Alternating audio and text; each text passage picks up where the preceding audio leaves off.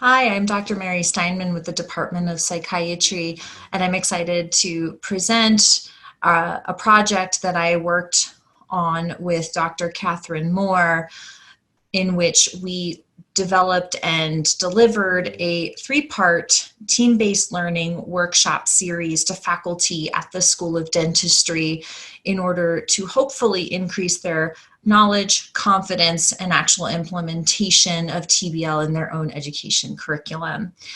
Both Dr. Moore and I have spent many years with using TBL in our own classrooms.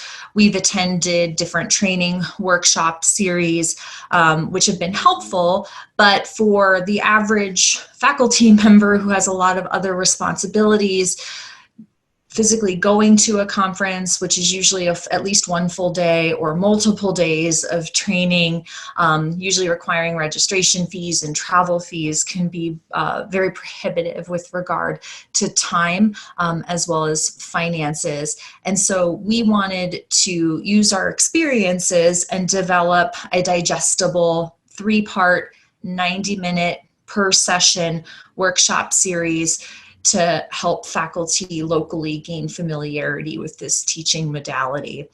There's a lot to know about TBL, and we decided to start with breaking it down into three important segments that we felt were most important to a beginning TBL learner.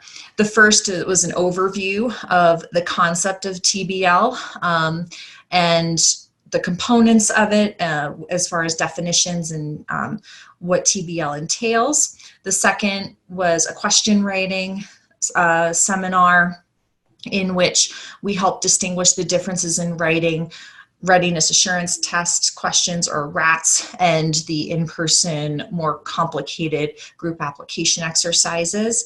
And the third workshop in our series centered around facilitation techniques, how to garner interest in the topics, keep interest going throughout the session, which can be tricky in a large group setting with a variety of learners.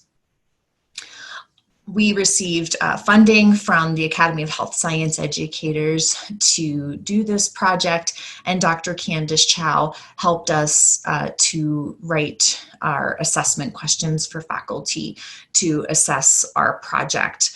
Our main objectives and goals of this workshop series were to increase faculty knowledge about TBL as a teaching strategy, to develop confidence in implementing TBL in their own classroom, and then also to measure actual plans to implement TBL.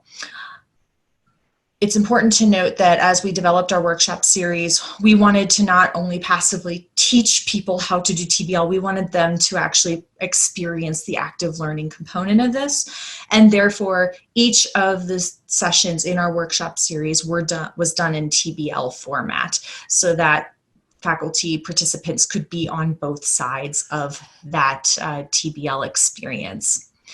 We had 34 faculty attend at least one of the workshop series. We had a lot of repeat attendees, so we believe that most people attended more than one session. We only got 4 surveys back after completing the entire series, but part of that may have been due to folks needing to leave early on that last session. Quite a number did. Most of our participants, over 70%, were dental faculty. We did invite others from other health sciences, School of Medicine, just so that anyone who wanted to participate could, but we were focused mostly on dental faculty.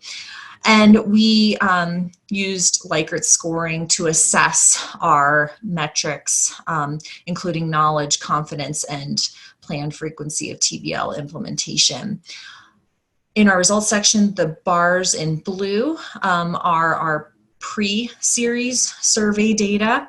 And as you can see on the poster, most faculty felt that they were not knowledgeable or confident really in TBL at the beginning of our series, but both knowledge and confidence did seem to increase after the series. We also assessed knowledge and confidence parameters for each individual workshop independently and saw similar trends.